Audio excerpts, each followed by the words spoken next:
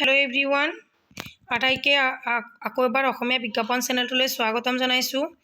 আজি আপোনালোকৰ কাৰণে পোষ্ট ওলাইছে DC শোণিতপুৰ। গতিকে আপোনালোকৰ ইয়াত কোৱালিফিকেশ্যন একেবাৰেই কম। ইয়াত HSLC পাছ কৰিলেই হ'ব। ইয়াত কোনো ধৰণৰ পৰীক্ষা দিব নালাগে, ডাইৰেক্ট ৱাক এণ্ড ইণ্টাৰভিউ হ'ব। গতিকে ডিটেইলছত মই গোটেইখিনি এই ভিডিঅ'টোৰ জৰিয়তে আপোনালোকক জনাম। আপোনালোকে সবিশেষ গোটেইখিনি জানিবলৈ ভিডিঅ'টো স্কিপ নকৰাকৈ প্ৰথমৰ পৰা শেষলৈ চাই যাওক। চাওক, ইয়াতে টোটেল পোষ্ট আছে কিমানটা?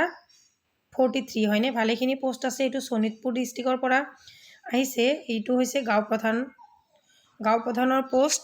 ইয়াত 43টা যিহেতু পোষ্ট আছে, অকল যে শোণিতপুৰৰ পৰাই এপ্লাই কৰিব পাৰিব এনেকুৱা নহয়, সকলো ডিষ্ট্ৰিক্টৰ পৰাই আপোনালোকে এপ্লাই কৰিব পাৰিব। অকল অসমত আপোনালোকে বসবাস কৰা হ'ব লাগিব, ঠিক আছে। অৰ্গেনাইজেশ্যনটো চাওক, DC Sonitpur, direct commissioner Sonitpur. Name of the post গাঁও প্ৰধান, number of post 43, qualification HSLC। চাওক, দক্ষতা একেবাৰেই কম, ইয়াত লাগিব অকল HSLC। এজ লিমিট 30 বছৰৰ পৰা আপোনালোকে 65 বছৰলৈ হ'ব পাৰিব। এপ্লিকেশ্যন কৰিবলৈ কোনো ধৰণৰ ফিজ নালাগে। ষ্টাৰ্ট ডেট হ'ব 19 আগষ্টৰ পৰা আপোনালোকৰ এইটো ষ্টাৰ্ট হৈছে আৰু লাষ্ট ডেট হৈছে 15 ছেপ্টেম্বৰ। গতিকে যোৱাকালি এডভাৰ্টাইজটো ওলাইছে, অতি সোনকালে আপোনালোকে এপ্লাই কৰক। এইটো কেনেকৈ এপ্লাই কৰিব লাগে, কি কৰিব লাগে, কি নথি পত্ৰ লাগে, গোটেইখিনি মই জনাই দিম। গতিকে আপোনালোকে স্কিপ নকৰাকৈ প্ৰথমৰ পৰা শেষলৈ চাই যাওক। আৰু এনেকুৱা ধৰণৰ ভিডিঅ'সমূহ পাবলৈ আপোনালোকে মোৰ চেনেলটো ছাবস্ক্ৰাইব কৰি ৰাখিব। Sonitpur recruitment 2026, direct commissioner Sonitpur has released a recruitment notification for the recruitment 43 গাঁও প্ৰধান পোষ্ট। ঠিক আছে, ইয়াত চাওক, details official notification, educational qualification, age limit, salary details and application procedure. ইয়াত আপোনালোকৰ ডিটেইলছত নটিফিকেশ্যনখিনি গোটেইখিনি দিব লাগিব, এডুকেশ্যন কোৱালিফিকেশ্যনখিনি দিব লাগিব। তাৰপিছত কি আপোনালোকৰ নথি পত্ৰ আছে গোটেইখিনিত এটাষ্টেড কৰি আপোনালোকে পঠাব লাগিব। ভেকেঞ্চি ডিটেইলছ ইয়াতে চাওক, নাম্বাৰ অফ পোষ্ট আছে গাঁও প্ৰধান, number of post 43 post, number of revenue circle Tezpur, Dhekiajuli, Thelamara, Charidur and Naduar. তাৰপিছত name of the organisation DC Sonitpur. ইয়াত দৰমহা হ'ব আপোনালোকৰ ফিক্স দৰমহা 14,000 টকা, ঠিক আছে। গতিকে আপোনালোকে সোনকালে এপ্লাই কৰিব। ইয়াত চাওক ক'ত কিমানটা পোষ্ট আছে মই জনাই দিছোঁ। তেজপুৰত আছে 12টা, ঢেকিয়াজুলিত আছে 7টা,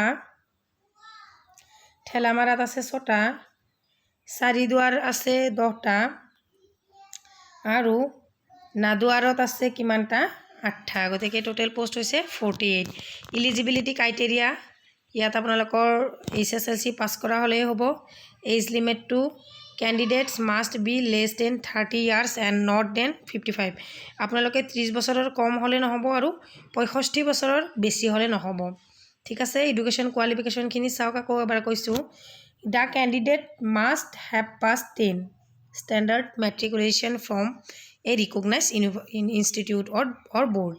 আপোনালোকে যিকোনো ইনষ্টিটিউটৰ পৰা মেট্ৰিক পাছ বা যিকোনো বৰ্ডৰ পৰা মেট্ৰিক পাছ কৰা হ'লে আপোনালোকে এই পোষ্টটোত এপ্লাই কৰিব পাৰিব। Other criteria, nationality, candidate should be a citizen of India, a permanent resident, specified village or group of villages and a gaon pradhan lord in respect of which he she seeks appointment.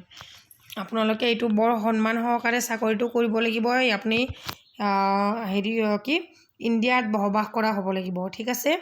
আৰু 2জনতকৈ বেছি আপোনালোকৰ ল'ৰা ছোৱালী হ'ব নোৱাৰিব। ইয়াত আপোনালোকৰ গোটেইখিনি ডকুমেণ্টছ পাতি আপোনালোকে গাঁঠি দিব লাগিব। লগতে ডকুমেণ্টছ পাতিৰ গোটেইখিনিৰ লগত আপোনালোকে চেল্ফ এটাষ্ট মানে নিজৰ চাইনটো দিব লাগিব আৰু দুকপি আপোনালোকৰ পাছপৰ্ট চাইজৰ ফটো গাঁঠি দিব লাগিব। Government employees, the candidate should not be a government employee. আপুনি কোনো ধৰণৰ চৰকাৰী চাকৰি কৰা হ'ব নোৱাৰিব।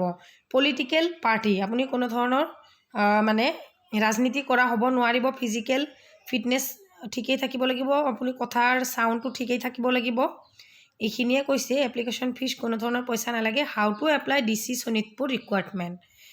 গতিকে চাওক, ইণ্টাৰেষ্টেড ইলিজিবিলিটি, যিসকল কেণ্ডিডেটছ, মই অসমীয়াতে কৈ দিছোঁ, যিসকল ইণ্টাৰেষ্টেড কেণ্ডিডেট আছে সেইসকলে ডকুমেণ্টছ ভেৰিফিকেশ্যন ডকুমেণ্টছ পাতি গোটেইখিনি গাঁঠি লৈ ষ্টেণ্ডাৰ্ড ফৰ্ম এখন ফিল আপ কৰি পোষ্ট অফিচৰ জৰিয়তে আপোনালোকে এপ্লাই কৰিব লাগিব। ইয়াত আপোনালোকৰ কোনো ধৰণৰ পৰীক্ষা দিব নালাগে। আপোনালোকে কি কি গাঁঠি দিব লাগিব চাওক। পাছপোৰ্ট চাইজৰ 3 copy photo, permanent resident certificate, তাৰপিছত আপোনালোকৰ মেট্ৰিকৰ চাৰ্টিফিকেট, মাৰ্কশ্বিট, ডকুমেণ্ট গোটেইখিনি, ভোটাৰ ID বা পান কাৰ্ড দিব লাগিব, আধাৰ কাৰ্ড, আৰু আপোনালোকে তাত এটেষ্টেড কৰি দিব লাগিব। বুজিছেনে? ইম্পৰ্টেণ্ট ডেটছ ফাইনেলি মনত ৰাখিব। ষ্টাৰ্টিং ডেট হৈছে 19 আগষ্ট আৰু লাষ্ট ডেট হৈছে 15 September. All the best for your job. Thank you very much.